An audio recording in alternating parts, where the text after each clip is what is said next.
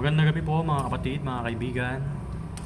Sana po nasa mabuti kayong kalagayan at wag po tayo magsawang magpasalamat sa Diyos araw-araw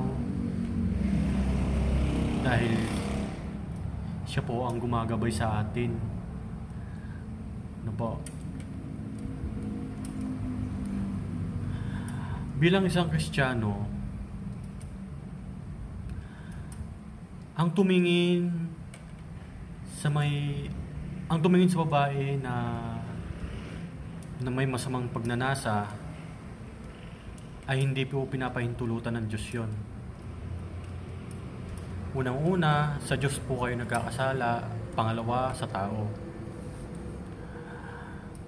Wag po natin praktisin yung mga ganong sitwasyon na tayo ay nagkakaroon ng pakikisalamuha sa ibang tao sa hindi natin kapanalalalig.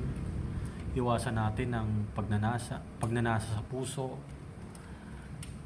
dahil po ay katumbas nun ay pakikiapid. Nakiapid ka na po nun pagka pinagnanasaan mo yung babae. Bilang isang Kristiyano po, mga ganong bagay ay baliwala na po sa amin yun. Kasi nauunawaan namin at iniingatan namin ang puso namin na huwag magkaroon ng puwang sa mali,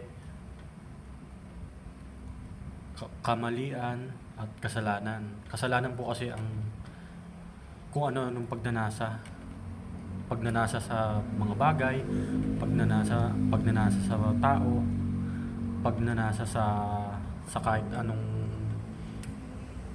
hindi mabubuti. Yun lamang po. Maraming salamat.